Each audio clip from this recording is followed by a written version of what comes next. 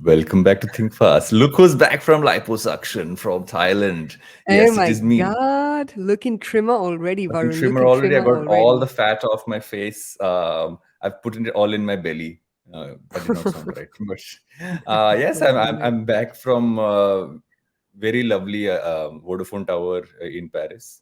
It was very Your nice. dad jokes just don't stop. You have made this joke at least 6 times on this podcast. You posted Fine, about it thrice on Twitter. I fine. see what you're doing. I see what you're doing. I seen what's happening. But yeah, I'm back and refreshed, but also chaotic as pre-recording of this episode on a Saturday morning with madness happening in my house. But we are finally recording with me and my lovely fan behind me, and you and your lovely fan behind you. How have you been? How has the show been without me? Have you guys missed me? Dude, the show has been amazing, by the way. I don't mean to Damn it! brag, but the episode with Amit was so good. It was so much fun, and I had such a good time talking to him. Even the recording with Oh, Gauri that's was nice. super awesome because she gave us like the A to Z of everything that's happening in the restaurant space. But it's good to Mm. have you back, man. I can't make Yes, fun of anyone else. I just that's can't true. make fun of anyone else. So, That is for the true. sake of my But humor, I I'm must tell happy you you're back. this.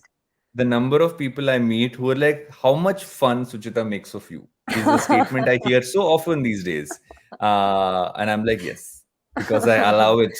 Because I allow it is what I say. I But allow it, of course. yes, but Whatever helps you sleep at night. yes, I sleep very well at night. Which is interesting. I'm considering going from what you call bono meds to trying those. I'm getting Melatonin increasingly targeted supplements. by those, yeah, one of those sleep strips. Although I sleep well, Mhm. I'm intrigued to try those, but I'm also like worried that what if I just like feel groggy in the morning? So Yeah, no, no, I no, feel you like I'm going to don't. experiment some of those things as well. Yeah, you should. There's this good one called Valley. But before we get into recommendations, Varun, we have an episode to get Oh, into. sorry, sorry, sorry, sorry. Get into So it. what's Get been into happening? it. What's been Come on. happening? What's been happening in the What's been space? happening? So much has been happening. You missed out on 10 days of more controversies and more issues. There's been like random fraud cases being slapped here, there, and the other. We spoke about Trell with Amit. There was another case of infra market where there was some, again, back channeling of money, this, that, and the other happening there. Fortunately, Mr. Shneur Grover is nowhere in the limelight anymore. No, I read an God article bless him. yesterday. I read an What? article yesterday. Oh, well, at There's least this it's not weird making it trend. to the mainstream anymore. There is a very weird trend of people talking about cars owned by Ashneer Grover, Oh holidays God. made by Ashneer Grover. It is, and I don't know. It's also, I guess, I get targeted because you read one article, you get more articles like that. Huh. Um, I see one of those articles pop every 2 3 days. So I don't know if where that is coming from. But suddenly it's become this very like bizarre version of showing how he spends his money. But Yeah, yes. it's screwed up. Even that Gaurav Munjal post, which Amit and I spoke about last week, was also Mm, very like weird and strange. But in any mm, case, on to other news. Tech winter is coming. I think news is all around that companies need to start really shoring in their cash reserves. You've mm. already seen the likes of Instamart slash their valuation by 40% down to 24 billion, which cannot be good news for all the quick com wannabes in India, I suppose. There've been a couple of acquisitions. I know we're going to be talking about a bunch of acquisitions. The most recent one I saw pop up is Imami has acquired Dermicool from Reckitt for about 432 crores. We were joking about the tweet that Kunal Shah made, which he got Oh trolled my for. god. I think my favorite part was when I think somebody tagged Ankur Variku when they said, Yeah. "Can you explain this?" It's like, "Pehle main to samajh lu." This was my favorite response. But yeah, it was like I don't know. But No one also understood it. a little after, there was a tweet which Kunal made again about the Mm. fact about how you should not take um, criticism to your head and all that stuff. So Yeah, I guess that yeah. was more a reaction to this.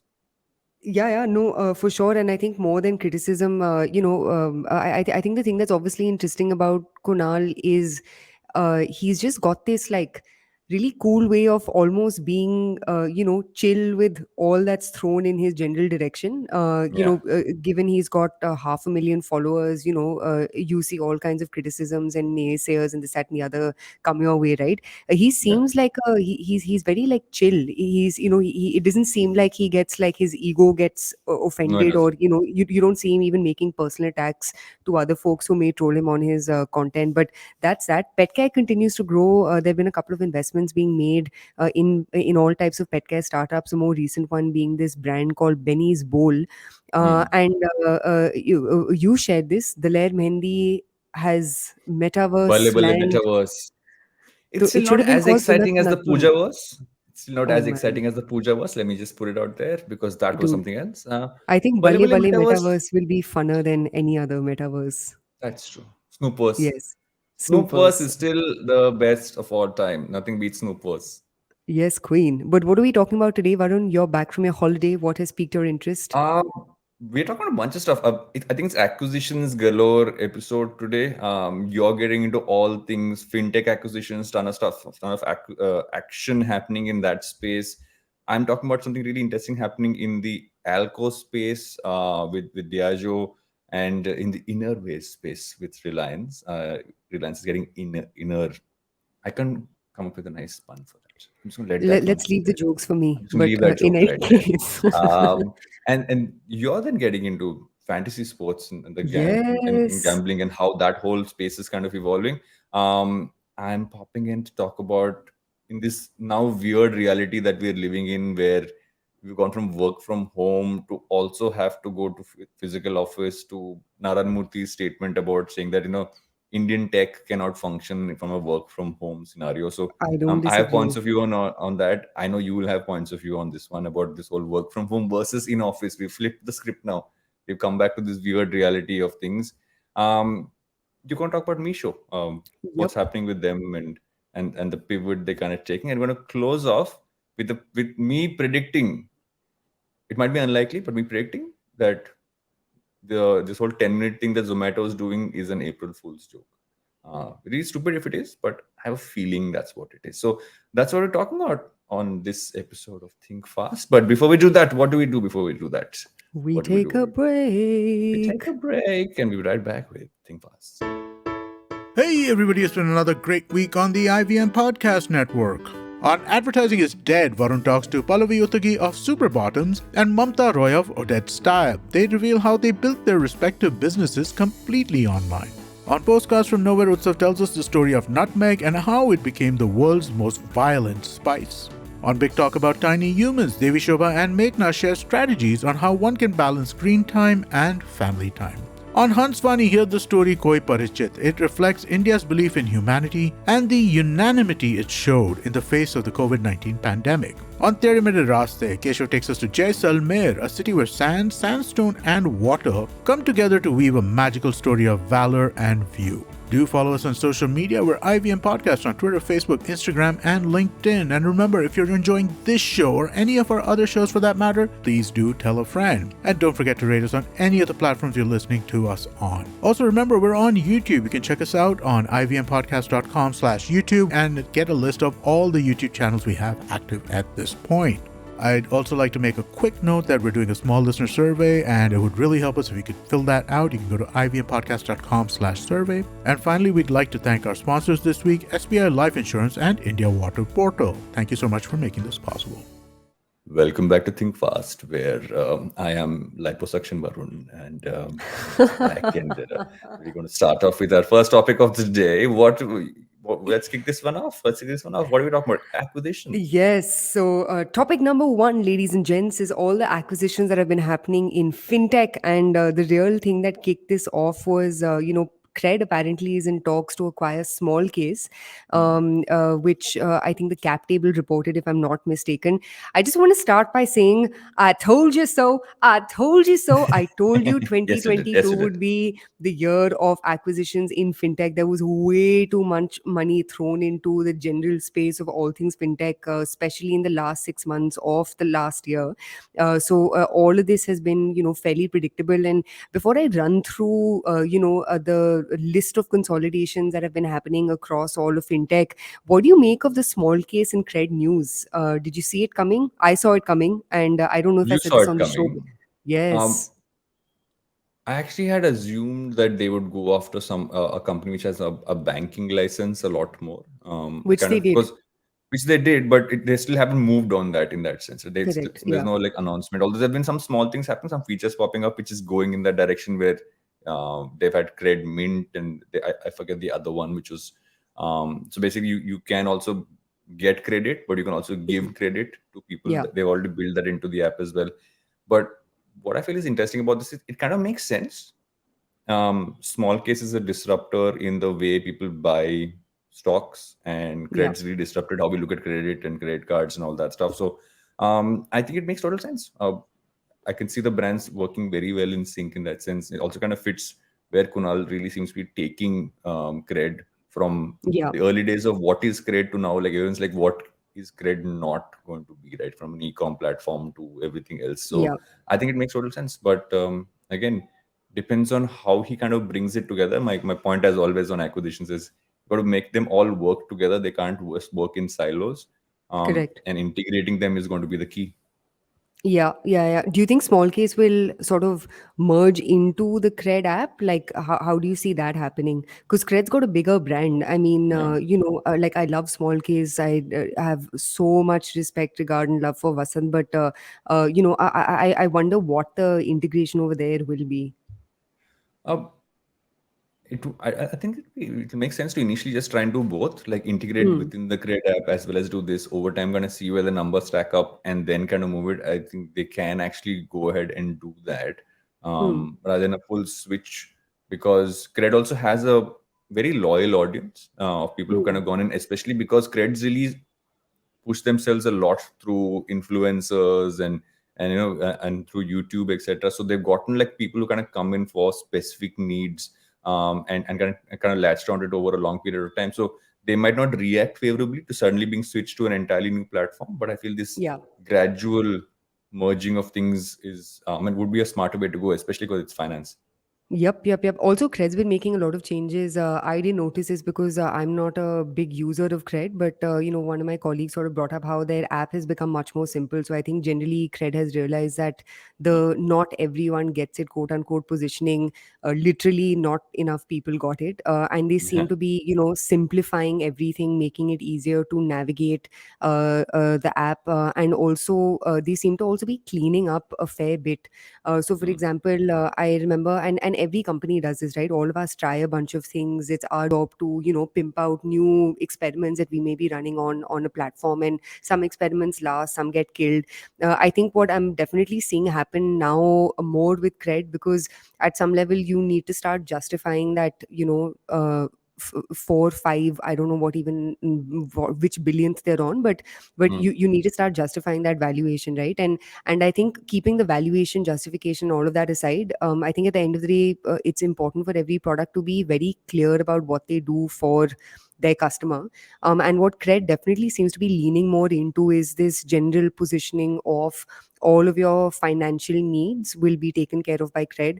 I don't want to call it yet, but I wouldn't be surprised if like they gradually fade out their whole quote unquote direct to consumer marketplace thingamajig, you because think? I think so. Or it'll just become a engagement thingy on their app. Like it'll just become a way to keep consumers engaged. Yeah. Because again, if you look at like I was going through actually this news prompted me to open up their app, and I was going through their app to see what have they been up to. And even if you look at their marketplace, that original positioning, which was like slightly LBB-esque of like new age Mm, direct to consumer brands, they've kind of killed that. You see a lot of electronics and very the kind of brands that I can imagine their customers wanting, right? Which is in the general sort of territory of electronics, men's grooming kind of products. And electronics by nature of the category doesn't have too many D2C players, right? They have it's a lot of like I saw Dyson on their app. So again, not to say what's on their app is what's selling. You never really know what's actually moving in the back, but I wouldn't be surprised if their model around commerce becomes more, let's just use this for engagement and for, getting consumers to come back. So use it to really drive up your DAOs and your weekly active users. Yeah. But I think their focus will they will double down on this finance, full stack finance kind of app for this modern, affluentish, I won't even call them affluent, I'd say aspirational, male sort of like, a user base. And that's what I see them morphing into. And if you look at their acquisitions, whether it's a Happy that they Yeah. acquired for a cash and a stock deal. Again, Happy essentially is a corporate expense management, sort of platform. And Happy has, about 6,000 businesses that they work with. They apparently manage work-related expenses for over 1 million users globally, with approximately 1 billion in annual spends. Their other acquisition, which was Hibbar, which was essentially, in order to help them foray into wallet payments, into the wallet payments It's business. the bank That thing, right? Oh, no, that was new exactly. tap. I'm forgetting which one of these it was, but essentially all of their moves have been more in all things finance. And it's not just them, right? If we have to stop talking about credit for a bit and shift gears to, say, for example, Razorpay. Mm. Razorpay, in fact, has announced to acquire iZealand Technologies, which is apparently a leading fintech startup that provides payments technology solutions for banks. This is the fifth acquisition that they've made. They've acquired Curlec, Terra, FinLabs, OFIN, again, like just a lot of financial services and products. Another company, and then I'll stop talking about this, is Open, which is a neo banking platform for small businesses. They also made two acquisitions. So you're seeing a lot happening within fintech, which makes sense because there was way too much money, 9 billion to be specific, that went into funding fintech startups in the second half of 2021.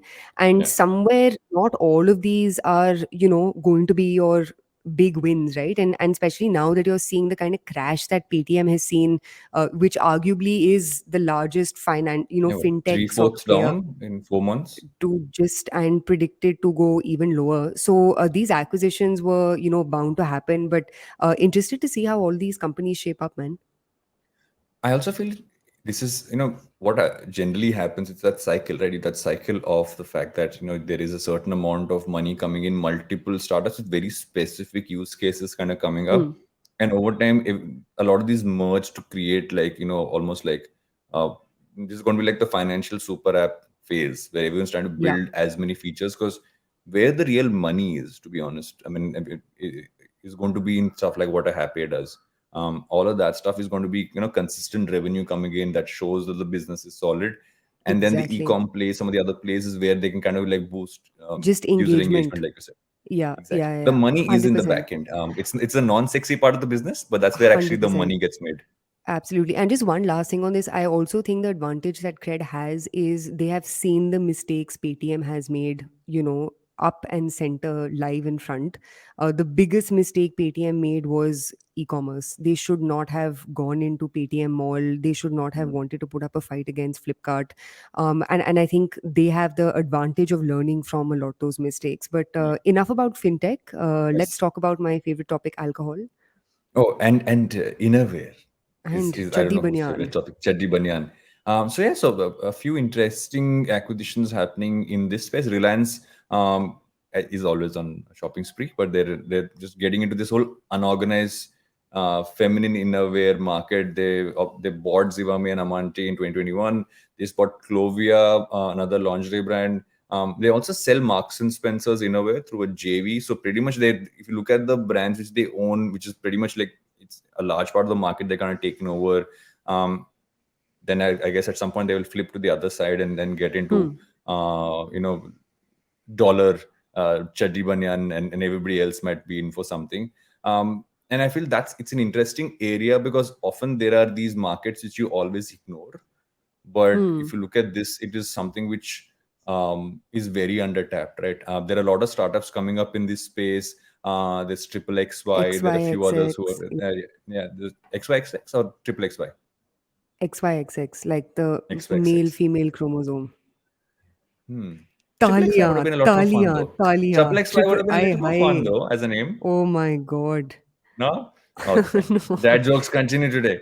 So yeah, so they've done this deal. But what do you think about this segment? I mean, have you kind of looked at this and said, okay, this is like, has this been tapped into It's enough? a massive, massive, massive opportunity. It's also an opportunity that has unfortunately been in that there's either like, very niche brands, or there's like, unbranded brands, right? And unlike and intimates is that kind of category where it's a no brainer. You know what I mean? Unlike, say, for example, t-shirts and jeans and stuff like that, which are more desire based purchases. Intimates is your, like, you have to buy it at a certain cadence over the course of a year, right? No. So I mean, even I was a little perplexed by why so many brands, but it makes sense because the general place, especially within women's intimate wear, has Mm. hardly had any brands. Jockey is an example of a company that's done phenomenally well in India. Yeah. I Yeah. think we spoke about Jockey in one of the past episodes, where Yeah. they've been growing phenomenally well. Again, Jockey obviously taps into both, men and women as far as innerwear is concerned, and they've also taken a bit of an athleisure-ish, route over the past over the past year or two. But I think from a category perspective, massive category. Even Nykaa launched their intimates, private label called Naked by Mm. Nykaa. So Mm. this is just going to become one of the, it's one of the staples if you want to play in fashion plus plus on the internet and even offline. Do you also see this as a larger trend, especially if you look at some of the other ones, right? They obviously did the deal with Dunzo. They've taken a 54% stake in a robotic startup in the space. There's also Just Dial, where they've taken a Yeah. controlling stake. Milk Basket or something else they got on Do Netmeds as they well. acquired majority stake in Ritu Kumar, if I'm not mistaken? Masaba also, I think either they did Masaba or was Aditya Birla Group. acha, my bad, huh? But Ritu Kumar was them. Yeah. And so this is this like Reliance taking retail and saying, okay, these are great individual brands. So someone's doing Hmm. again. This seems to be the whole like consolidation phase. Like we started off talking about winter coming, but Yeah, whenever winter starts coming, consolidation really becomes the thing, right? So if you look at yeah. all of these coming together just like under one umbrella, so then you make it a lot more robust. You kind of push things ahead. On the other end of being robust, unless you have another point to make on this, Reliance's Mm. shopping spree. I'll move to your favorite topic, which is Diageo. Bought a stake in NaoSpirits mix, Hapsa and greater than the craft gins. The gin space is seeing its Yes. first big action happening. Yes, and fun fact, ladies and gents, Greater Than was served in Delhi for the first time at my wedding, because What are you the saying? founders, yes, because the founders is a really good friend of mine. No, but hi Anand, if you're listening. No, but I think this is phenomenal. I think I actually spent a lot of time with Anand to understand how the gin space works. It's obviously a minority of the market, right? India's a Yeah, brown spirits whiskey. market that's 90% of where consumption goes. I think what makes what Greater Than Hapusa, and obviously many more that have come up, right? There's Stranger and Sons, and now like every single person with 5 rupees in their bank account is wanting to There's launch a a gin gin brand. brand. Yeah. I think the really interesting thing, and that my takeaway from not just this news but just gin in general, is how 1% of a market which is valued at tens of billions of dollars is a significant market unto itself, right? So Exactly. and I think the big win for gin has been just the movement around cocktail consumption in India, the movement around craft alcohol, which, again, to be fair and to give them credit, bira kicked off, right? I Yeah. think the thing that Greater Than and Hapusa will have to figure out over a period of time is, one, how do they not make the same mistakes Bira made? Because I think one mistake that Bira made was they went international very quickly, very quick, Hmm. without having figured out their supply chain. Remember, the like 2 years ago, people be Yeah, yeah, complaining you on couldn't get Twitter, I Bira can't anywhere. find Bira anywhere. Yeah. Yeah. So I think sorting that out will be interesting, because I know Hapusa definitely has made some headway in European markets, and is available internationally. I do think what's interesting about their strategy is that on day one they started with a high low, right? So they started Hmm. with Greater Than, which is comparable to what is that cheap gin brand? I'm forgetting. But in any case, Blue Ribbon. like just in that general, Suitable. like because it's anywhere in between 700 to about Yeah. $1,000 a Gridline bottle, actually and was then one of the better priced ones, and I remember it was only available in Goa. So you'd go there, you'd buy it in like 1 second, you're getting the same price, little yeah, over what a blue ribbon would cost, which is yeah, generally yeah, like yeah. not the best gin you And can better drink. quality, Yeah. cooler, and they've obviously got their Less like hangover. Bombay Sapphire type, yes, less hangover, and Yeah. they've obviously got their Bombay Sapphire, competitor in the form of Hapusa. But I'm Yeah. super super happy for them, and I think this is great for the industry. I feel what it also does is it really opens up the space on multiple ends, right? It's not just the alcohol side where you're going to talk about there are multiple gin brands, and as the gin brand exports, also very young, right? If you look at it, younger folk drink gin. You mentioned cocktails as well, but what's also going to open up is going to open up the non-alcohol part of this, which is going to be your Hmm. tonics and everything else that goes with this. So you're suddenly going to see this growth in that part of it, and I feel the more that happens, it'll open up more categories like, let's say, a tequila, for instance, which is blowing up in the States right now. With my Yeah. favorite Dwayne Johnson. Oh my Uh, God. And Kendall Jenner. the Dwayne Johnson one is another category of growth. Like that's That's insane growth yeah. if you look at Can't it, like contest. what Can't he's done. contest. Um, Actually, at some point, we should discuss that because there was this really interesting thread on how it's grown, Hmm. which is basically the fact that he did it by just doing Terramana Tuesdays and just drinking Terramana tequila on his Instagram every Tuesday and sharing people who were drinking their own, and that Guys, was during the Varun is lockdown. really aging because we have discussed this on one previous episode of Think Fast, We which he have. has forgotten. Yes, I've we really have. aged. Oh my Yes, god. you really have. I come back very nice. I think that this is what happens when you have a good holiday. You come back and repeat things you said before the holiday. And this is what happens when you have no holiday. You keep a track record of how each of your Saturdays has Fine. been spent and what you Fine. spoke about. I just like talking about But Dwayne Johnson all the time. But moving on yes, from my news to your news, quickly shifting to someone who with remembers things away from someone who forgets fantasy things. sports and gambling and the personal impact here. So Yeah. I'll just start by a little bit of context setting, right? Obviously, the fantasy sports market in India has been on a tear. You've had the likes of Dream 11, MPL, My Circle 11, and the likes, sort of come up. Fantasy gaming revenues are expected to cross $3.3 billion by FY25, as per a Deloitte report. Majority of the share within fantasy sports is obviously in cricket, as goes without saying. I think the interesting thing about this market is like it's at the it's in a bit of a slippery slope, right? Like if it slants a little, if it tilts a little bit towards the right, it falls into gambling, which is not allowed in India. If it tilts a little bit towards the left, it falls into gaming, which obviously is a larger ecosystem and a larger market.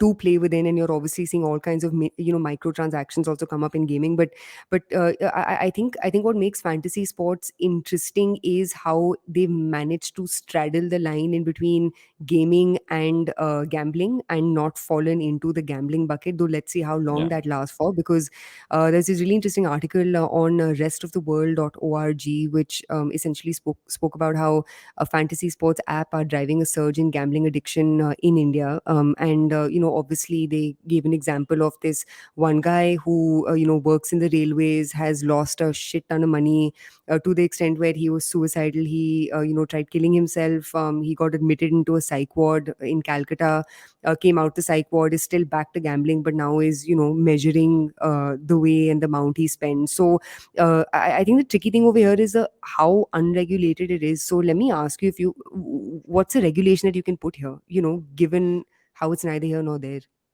I feel, yeah, I mean, it's tricky, right? Because at some point you're saying it's on one point it's gamified enough, the fact that you'd want to do more and more. Hmm. And if you don't make the money part large enough, then it doesn't make sense as a business. But I feel the guardrails really are is that you got to kind of almost have limitations on how much people can kind of play. Hmm. Almost have some caps there. A lot of these gambling apps have that, right? You kind of put money in certain quantities. But at the end of the day, it's a very tricky one to kind of regulate, because at the end of Yeah. the day, you either have it or you don't. The middle ground is this very weird space where you're just making up rules as you go along. I don't think there is a definitive way to regulate this, to have your cake and eat it too, rather, if that's the best term to use, because Yeah. you're gambling, and gambling across the world, across the different things that happen, has this exact problem, which is the Yeah, story yeah. which you just spoke about. And also, like, there's so much lobbying that's also happening behind the scenes because there's way too much money to be made over here, right? So for example, Dream 11, its net revenues are expected to climb by more than 50% in the financial year ending the 31st of March 2022. Their top line is expected to hit 650 million, and it's already reached revenues of 500 million by December of the last year. And they're operating at an EBITDA of 20 to 25%. So basically, the problem over here also is there is just so much money at stake, and unlike a lot of other gaming platforms, this, if it were to be qualified as gaming, is seeing, crazy amounts of revenue and a fairly decently healthy EBITDA, come out at the other end of it. In fact, Dream 11, I think, has raised northward of $1 billion. Its valuation is close to about 8 billion, and it now ranks as a unicorn with the fifth highest valuation in the country, as per a cap table article. So I think the challenge with this, like you said, is obviously one part of it is the financial and mental health impact that it can Hmm. have, which any amount of gambling has. One could argue even Instagram and Facebook can be privy to the same amount of scrutiny as these guys are. They're exactly like cigarettes, is E- what the larger study is. Exactly. Yeah, yeah. But of course, I think what makes fantasy sports so tempting is it's just so much cash money coming out on the other Yeah. side. Yeah. I feel one piece that really affects people, right? I think there's a balance here, is that people kind of get into it because they also see the advertising around it. They see everyone from Saurav Ganguly advertising for My Hmm. 11 Circle to, yeah, all of that. I feel at some point, advertising regulation might happen in this space. That's what Hmm. happened to gambling, right? You can't promote gambling in certain Or extent. drinking I for feel. that matter. Yeah. Exactly. So I think that might happen. It might affect it to a certain extent, but the problem is the space has scaled so much now that Hmm. pulling back now, I don't think it will pull back the growth on that front, but it might be an easy step which the government might take, but it might be a little late. Yeah, yeah. And if we had to, just look out of like the usual suspects of like, Dream 11 and My 11 Circle and this, that, and the other, I think what's interesting, if we had to look at gaming as a space, especially in the context of cricket, is there's so many more interesting sort of, startups coming up, right? Which are Hmm. tapping into that same sport spirit, which is obviously, omnipresent and everywhere in India, but Yeah. doing it in an interesting way. So, an interesting startup is this one called Fan Craze, which Yeah. apparently has got rights from the ICC to create NFTs and non-fungible tokens and digital collectibles. And again, that as a space is also fairly interesting to see grow in the grander scheme of Yeah. gaming, but not as I don't want to use the word exploitative, because that's an outcome of anything that's overly gamified and designed to gamble, but it's obviously less exploitative than your typical gambling kind of scenarios. Yeah. I feel what's interesting with this, right, is that you're saying that you can participate in a fantasy league piece and you can also own a piece of what's going on there. If you look at Yeah, all these things, they kind of add up to one thing, is that you're taking sports and you're making them more interactive. accessible. Like you're not Yeah, just an audience, you're also interacting with it in some form. You are doing something, which is the big driver in this. The yeah, yeah, big yeah. driver is that I, as an audience member, and I'm not just watching or just even commenting on, let's say, the Hotstar app or wherever else I'm there, but I'm actually doing something. I'm Hmm. competing as well, and that's the core. I mean, if you look at the essence of why fantasy gaming is so big, is just that, like, I'm in a competitive sports thing, which is where the audience really latch onto, and that then flows into gambling. The NFT one is again like you're owning it. Yeah, It's got yeah. badge value. Remember, Nameet had spoken about this. Yeah, So, ladies and gents, if you want to learn a little bit more about NFTs, check out, search for this episode that we had on Think Fast with Nameet Potnis, who actually spoke about this, right? That 50 rupees gives you a sense of ownership in a athlete or a team that, you've been dying to own or be yeah. a part of. What we want to be a part of now is a break, because we have been told that you guys have yapped away for too long. And yes, see, look at the chat. Look at the chat. Jealous me has shamed us saying that you Yes. guys have been talking for too long. Have So we? time to take a break. We Yes, have time to 30 break. minutes up.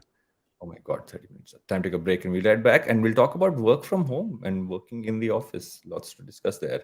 We'll right back with Think Fast. Physical back into it. Commuting is again a thing. Has been for a large segment of the world. Let's be honest. Hmm. It's Hmm. many of us have had the ability to function from home. A lot of the world hasn't. Hmm. But this conversation comes back again. um, i I was a very like pro work from home person, but the more in person meetings and catch ups I've done, it's brought back why that is the best way to have human interaction. But what's your perspective on this? Like, how is this going to work, considering now we flipped where we gotten used to work from home and now Yeah. we need to go back to office?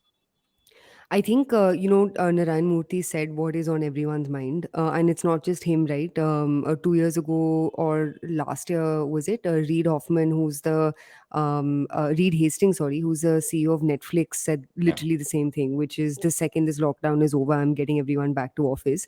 I think the thing to be cognizant of, which I think, all the sort of like pedal pushers of a work from home didn't realize is, uh, everyone doesn't live in big sprawling houses, with like no home responsibility. Yeah. All of those things end up becoming distractions whether you like it or not, when you're sort of like stuck in the construct of only your house. And I also think whether we like it or not, Indians are control freaks, especially Indian employers. And I say this Mm. as an Indian employer, right? Yeah. At some level there is this sense of, trust distrust, which is this constant back and forth in between employee employee relationships. And keeping that part of it aside, I don't know, man, I have been back to office now, ever since we were allowed to get back to office post this Mm. Omicron sort of settling down.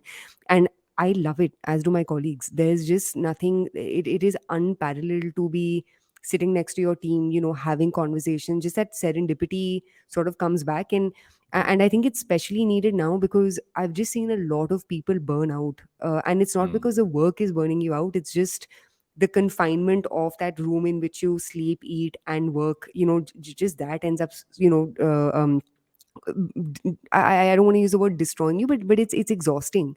You guys, are you still back to office or are you No, we're hybrid? still working from home, but we've Hmm. had a lot more meetings that people have caught up. A lot of that is happening. We still haven't moved back into offices. We're going to continue this hybrid mode for a while, but I feel what's also happened on the other side, and I feel this is how we're looking at it, is saying that a lot of meetings which could have happened online, where you say fly to another city for, or you just going to know that it's going to take 2 hours to kind of go to another spot because traffic's really Hmm. bad.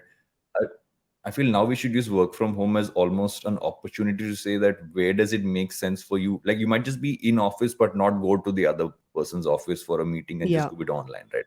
Yeah. I feel some of those will have thankfully become the norm, which is the big takeaway from this. But I agree. It's important to have people in the same office to a large extent, especially when you know that that's going to make them work better and make them feel better. That sense of Hmm. community and culture, as much as you try to translate culture into online, it will never fully take away where culture is really built, which is when you're in person. Yeah. But and also that is also interestingly, I had the marketing lead at Pepperfry on Advertising is Dead. I recorded with him. The episode's not out yet. It's going to be out, I think, the week after this episode drops. And he spoke about, he'd actually said something about reverse of reverse migration, where he said, people went back to their hometowns, Hmm. and there was a lot of like office furniture that was kind of brought into tier 2 tier 3 cities because people kind of went back to their hometowns, Yeah. but now all of them are coming back again. And they're seeing that trend, which means that you're showing that people are coming back to office. The cities are going to be filled with office going folk again. Hmm. Hmm. So the trends show that we are moving into this scenario where a large part of us will go back into offices, Yeah. but we finally have the ability to say no, this in-person meeting can be a Zoom call. I feel that's the big change that will happen. But I don't know, man. I think companies that were flexible will continue being flexible. You know what I mean? Hmm. Like, I think a lot of like, younger new age startups with smaller team sizes, I Yeah. think that flexibility is, I just think somewhere it's in your DNA, right? Like, you're Yeah. either generally a flexible organization or you're not. Yeah. And I think if you generally are a flexible organization, whether you have, 5 days of work from office, you will be understanding of scenarios like this where genuinely it makes no sense. What I 100% agree with you is I think now that cognizance is happening on both sides, right? The cognizance of, does this require an in-person catch up, or is this something that can happen remotely, Hmm. especially in between client and company interactions, right? Yeah. For those of you who are in sales or are in marketing, where Yeah. there may be someone outside of your company who you may need to interact with. I think 100% with you on that, where at least those conversations have become rational, and those conversations have become much more like thorough and thought through. Yeah. Speaking of thorough and thought through, you want to talk about what's happening with Meesho? Yes, Queen. So, last story for today, ladies and gents, is actually from this not inspired, but came from this article on intracker.com, titled "Meesho Resellers Lose Business and Friends as the Companies Go Direct." A little Hmm. bit of a little bit of a jargonistic title, but keeping the jargon aside, obviously one big thing, that one big change that Meesho made last year, which honestly came as a surprise to me as well, given that I've generally been tracking all that's happening in social commerce and commerce at large, was so Meesho started out as a reseller platform. So essentially, ladies and gents, Varun and I sitting in our homes, we can send links to our friends of products that are on Meesho, and we basically get a commission from any purchase that's made. So think of it as like your Amway Tupperware model. Yeah. Last year Meesho took a call to say, not to hell with resellers, but kind of, let's put resellers on the back burner because we may have figured out our formula here. And they doubled down on their consumer facing app, right? So now as a consumer, I can buy stuff directly from Meesho. I don't have to route my purchase via one of the resellers on their platforms. Now Hmm. obviously one big outrage that's come as a consequence of this is, as a consumer, and that's what this article talks about, is as a consumer I am getting things cheaper on Meesho than I was getting through my reseller friend, because Yeah. my reseller friend was putting their commission on top of the price, but now I'm getting the same shit at 30% cheaper cost from Meesho. And a lot of what this has led to, and a few examples that came out in the story, was how resellers have lost a lot the business and a lot the goodwill that they were able to build up through their multiple years of engaging with Meesho. I don't know if you've seen the Meesho app, their consumer facing one, or their Yeah. website, but it's literally like Wish.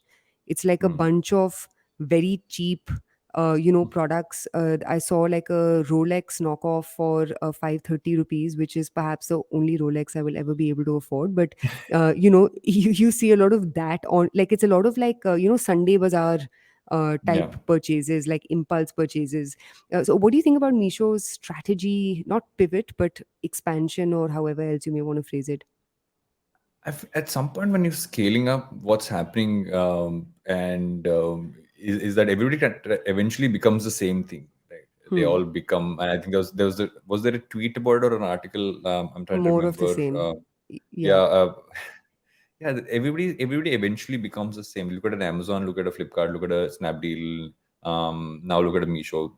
Eventually, and I feel that's the whole thing about e-com, is that eventually, as you start scaling up, especially this kind of e-com, Hmm. you are going to kind of do what everybody else is doing to kind of scale up. Um, and I feel the problem they have is also largely what you just pointed out, right? Is the more it's the reseller side. Um, how do you control what's there? Like, I mean, a Yeah. knockoff Rolex on your platform is not a good look. Hmm. It's But if you look at that way, even on Amazon, when you kind of go, you search for, like, I There's was tons searching of for a counterfeits. old school Casio watch because I Hmm. that's the kind which I like. Hmm. And I found like some five which look exactly like Casio watch, but has some random, like the Casio is spelled with two O's or Hmm. Hmm. something like that. So they all have the same problem, but I feel at some point for Meesho to scale and to show that they know they're the initial thing got them all their funding, I guess, and kind of scaled them Yeah. up. But now, as they look to stabilize, they will have to clean shop on some of these fronts. Not great for the resellers, but I feel eventually it just makes sense maybe for the business. Yeah, I think making sense for the business 100% because they were doing all sorts of things, right? Like they were operating on zero commissions. Mm.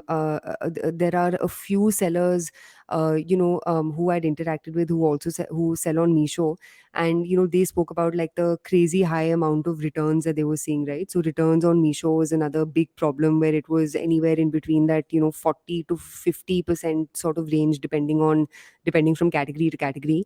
Yeah. Meesho seems to be trying a lot. And again, just to sort of caveat that by saying what I said in the first topic that we discussed, it's totally normal for startups to try new things, right? It's totally normal for Exactly. startups to change their strategy, rethink things. God knows we've done it a bunch of times at our end. But I think obviously what's a little, I don't want to say uh, disconcerting about Misho's change has been, to the point that you made, which is what is a differentiator anymore? Yeah. Because they're like a even more sasta tikau version of a Snapdeal, right? And the other sort of problem is how are you making money if your average ticket size of an item is in that 250 to 300 rupee range, right? Because Mm. Mm. at those levels you actually get very close to Zomato's ASP and Swiggy's ASP, which is average selling price. And Zomato and Swiggy can justify that ASP because it's like a 8 times a month transaction, right? Versus, for Yeah. example, buying some cutesy, fashion slash watch slash random kitchen shit for your house, which you're not going to be buying 8 times a month. So I think the larger question which will beg Misho after a point in time is, dude, how are you going to make ecom last at such low average selling price? Yeah. And the second is, even if you look at the battle of Flipkart versus Amazon, right? Amazon, I think, I don't know if they publicly say it, but they're very clearly a tier one, tier two product. Yeah. They haven't, and I think that's been one of Flipkart's big Achilles heel, where Flipkart is too skewed into tier three plus plus.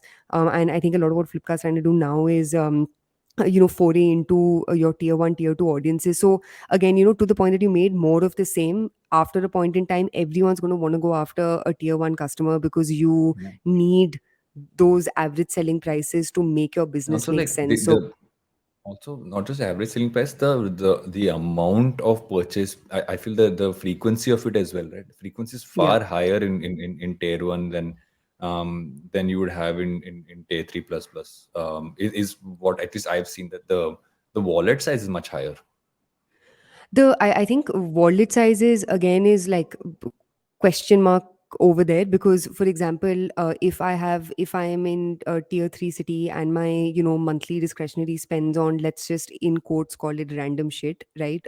Within Mm. lifestyle categories, Yeah. if Yeah. it's $1,000, that basically means I can potentially buy 5 times on Meesho if their average selling price is 200 rupees or 250 rupees or whatever it is that they're hovering around. So I think the it's just this lifestyle categories don't have this kind of frequency. Like lifestyle Mm. categories and even Wish in the US has been a bit of a disaster. I think they listed last year, if I'm not mistaken. They IPO'd about 18 months ago. I think even they've seen highly volatile IPO sort of like public markets panning out for them. So Mm. if Misho's trying to be the Wish of India, if Wish hasn't been successful in the US, where again the ASPs are higher, there is that ability to buy. It's like last thing on this, like think of it as a friend of mine, he is obsessed with buying random shit on Amazon. So Yeah. it's like literally, I so am I I am I feel that like friend? I am also that friend.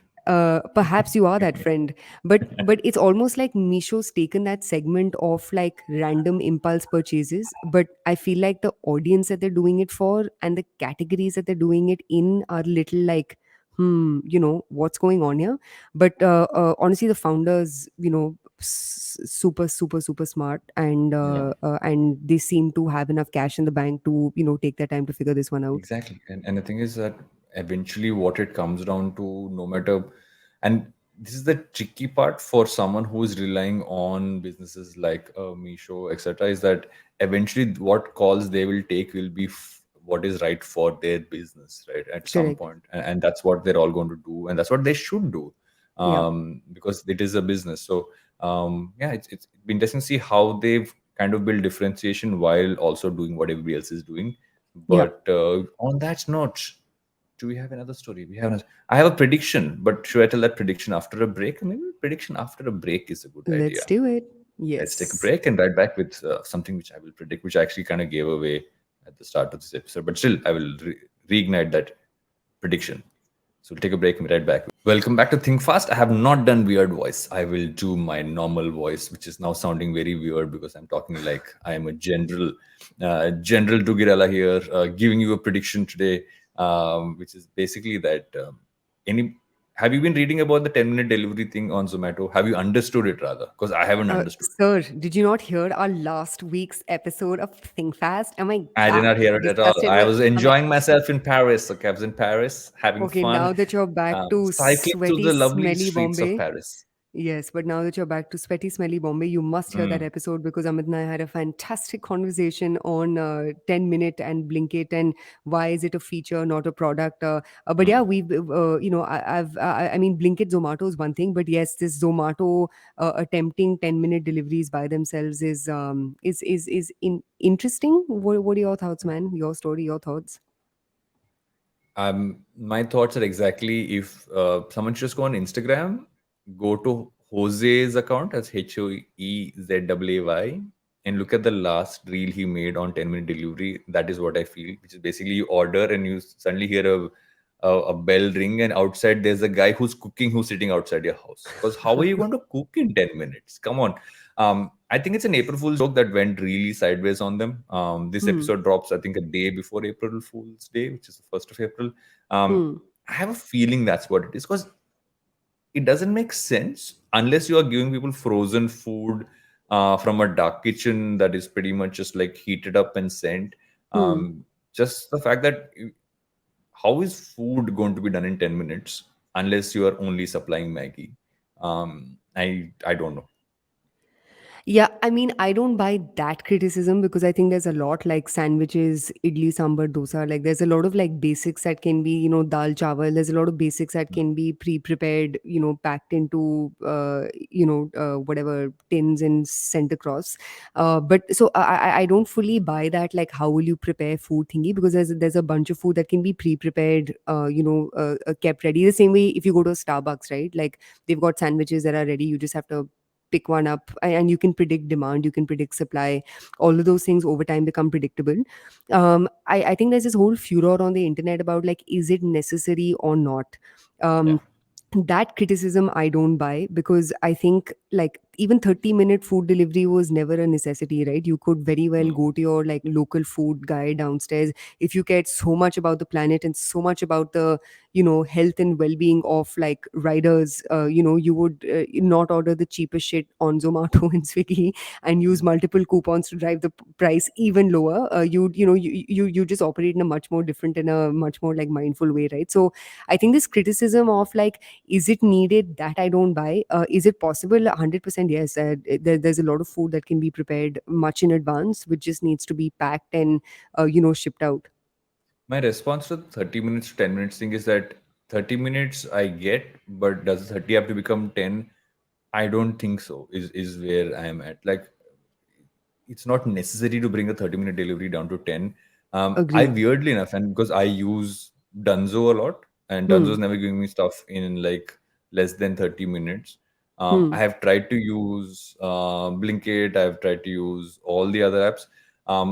I still go back to Dunzo because I know for a fact that I get what I need. I'm okay to wait for that half an hour because Hmm. unless it's medicine or it's an ambulance, I feel everything else can wait for Yeah. half an hour. That's what I've always kind of felt.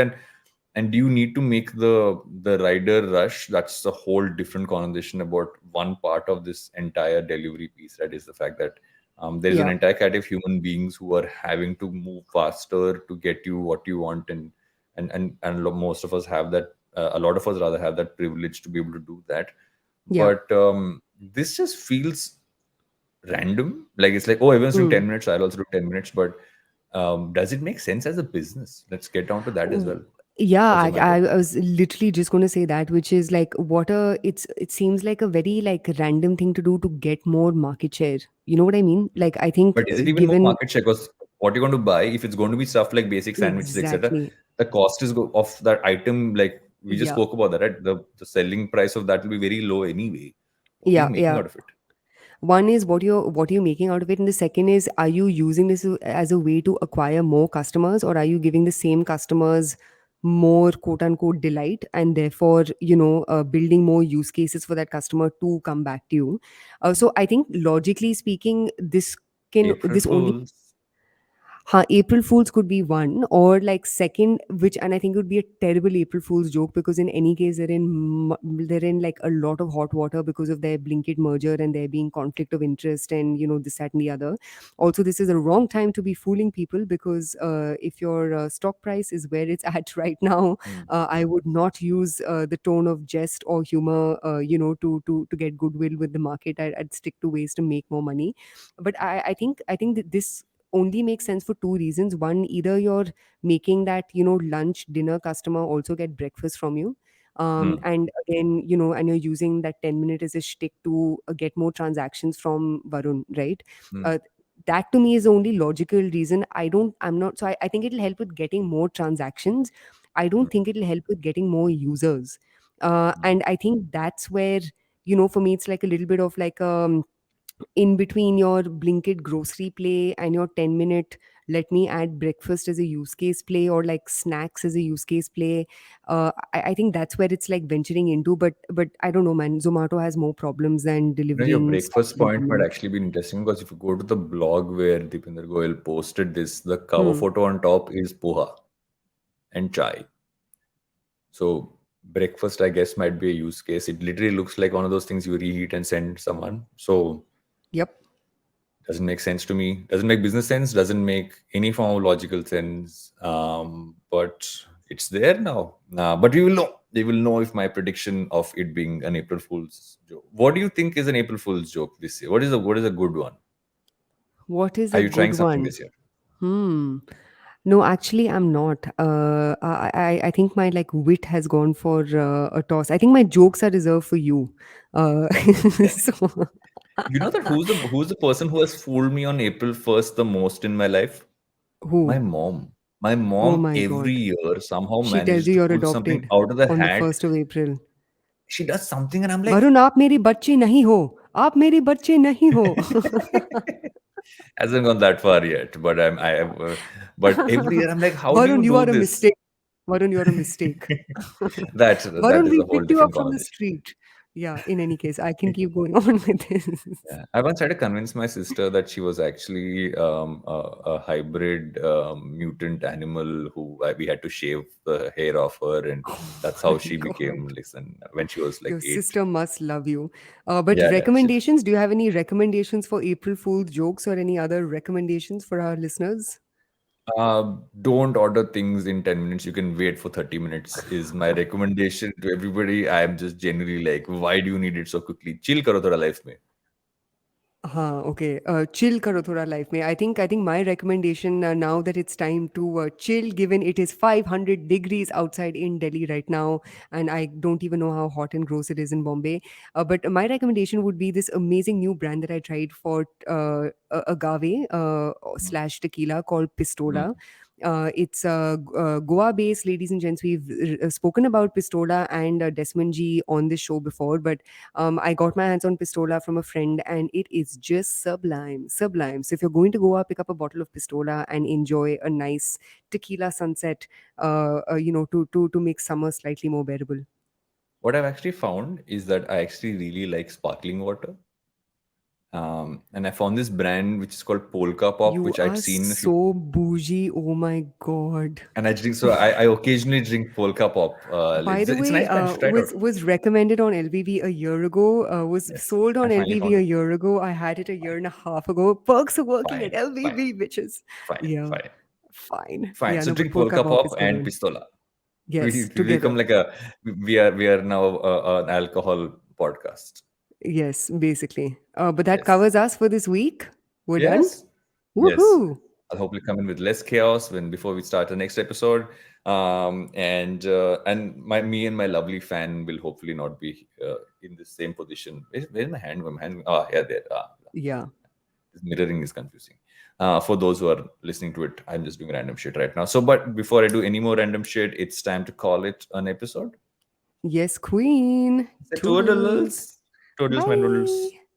Bye, guys. Toodles, my noodles? That doesn't make any sense. But it rhymes, though. I think that's enough. Okay, Varun. Whatever makes you happy. Bye, guys.